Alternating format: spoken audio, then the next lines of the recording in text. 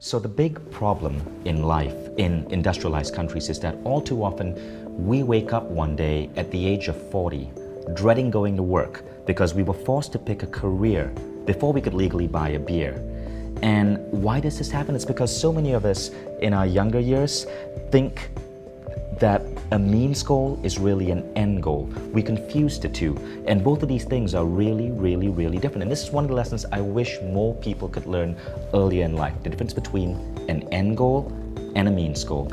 Now, end goals are beautiful. End goals are the end result of being human. End goals are about experiencing love, traveling around the world, being truly happy, contributing to the planet, learning a new skill. Means goals are the stuff that society tells us we need to have in place to get to happiness. For example, getting a good GPA, getting into college, getting into a particular firm, being with one particular someone, getting a good review at work. The problem is we get so obsessed over these means goals that we lose sight of the end goals.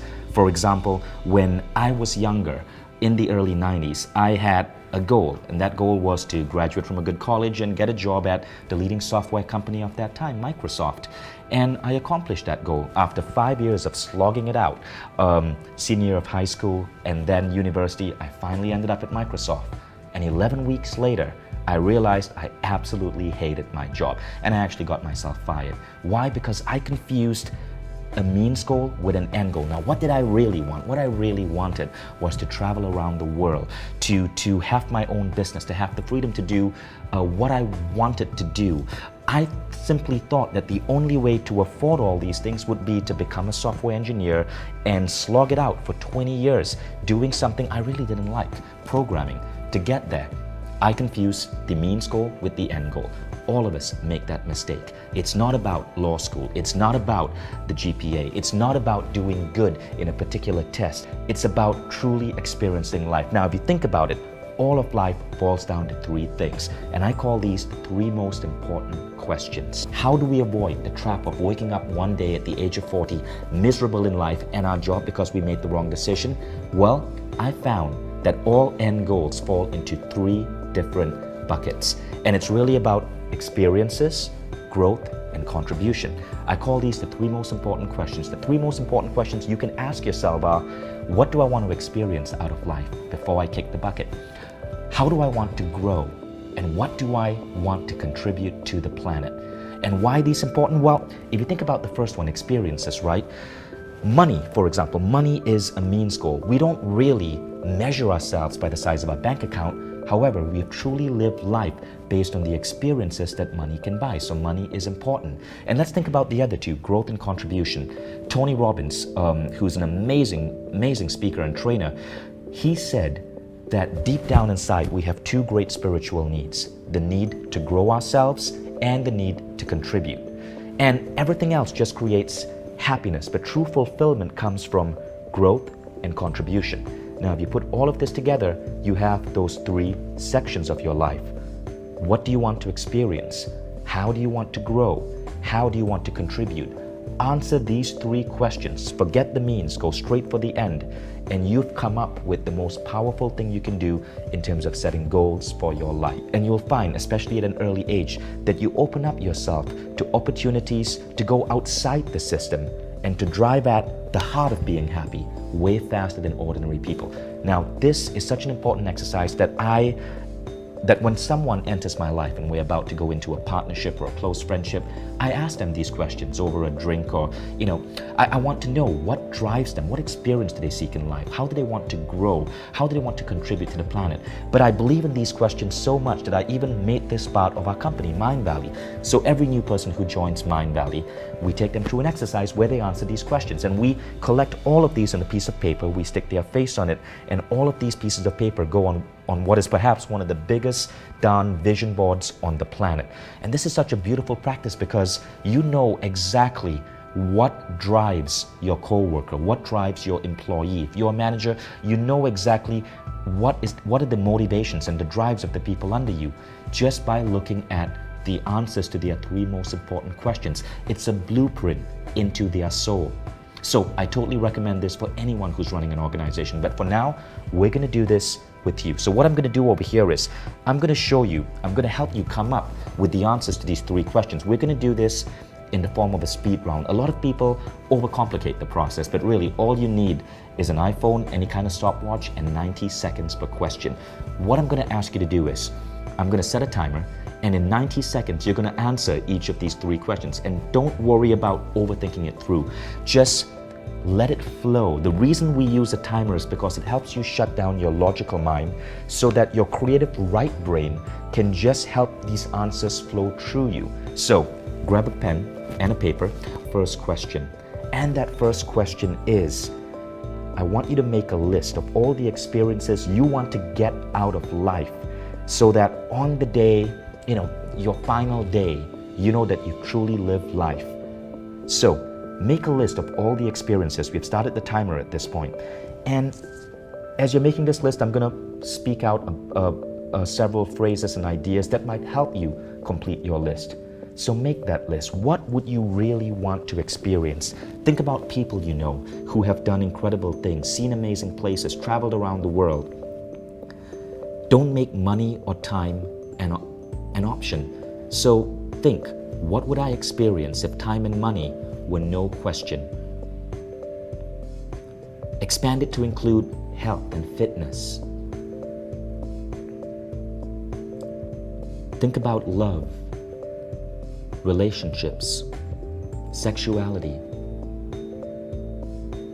If you're a parent, think about experiences with your family, with your child. Think about your friends and your social life. What experiences would you share with these friends? Remember, don't worry about what money can buy. Assume that you have unlimited access to funds or that you're going to win these opportunities. You can extend this to places. What type of car would you want to drive? What type of home would you want to live in? Where would you spend your holidays? Who would you spend them with? And you have 5 seconds left. And that's it. Easy, wasn't it? And now we'll go on to the second question, growth.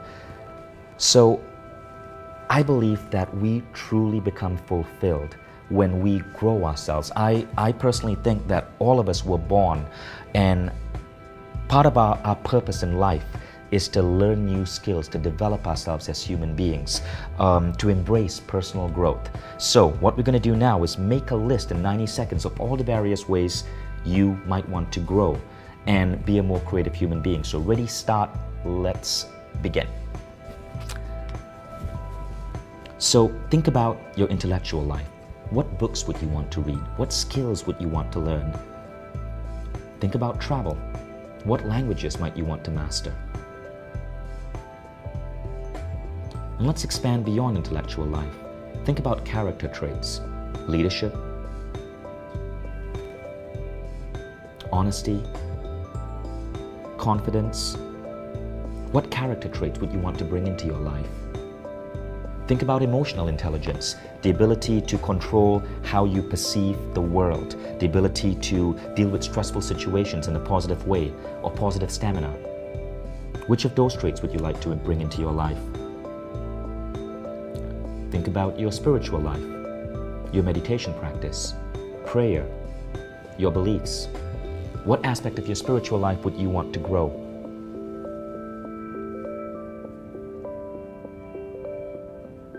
Keep writing. Just let it flow through you. Don't forget to bring in your health and fitness too. What would be your targets or your goals for health? Have you ever dreamed of hiking up Mount Kilimanjaro, or running a marathon, or even something smaller like just having a regular gym practice? And you have 5 seconds left. That's it. Put down your pens. So now we're going to go on to the final question, and that final question is contribution. I'm going to start the timer, and here you're going to make a list of all the various ways you want to contribute to the world. Now, I'm not saying that the purpose of life is to give, but what I've just generally found is that no matter how shitty your life might be, when you think contribution, when you think about giving back, For some inexplicable reason, life seems to give you more as well. And it tends to be one of the surest paths to happiness. So no matter what you may be going through in life right now, let's just, for the sake of experiment, make a list on how you might want to contribute to the planet. So I've started the timer. So here are the things to think about. How could you contribute to your family, to your friends, your workplace? But go beyond that, your city, your society, the world. And your contribution doesn't have to be something big, although it's wonderful if it is. It could be some volunteer work. It could be teaching kids at school. If you're an artist or a writer, it could be through a piece of art or a work that you create. What we're talking about here is your legacy. How are you making the world a slightly better place through your creations, or through the donation of your time, or your money, or your specialty knowledge, or your love? Your contribution can also come from your career. If you're working for a company that's doing good for the planet, or even just a regular company that's operating as a business and keeping thousands of people employed. How are you contributing to the world by contributing to that company? Contribution is one of the surest ways to fulfillment.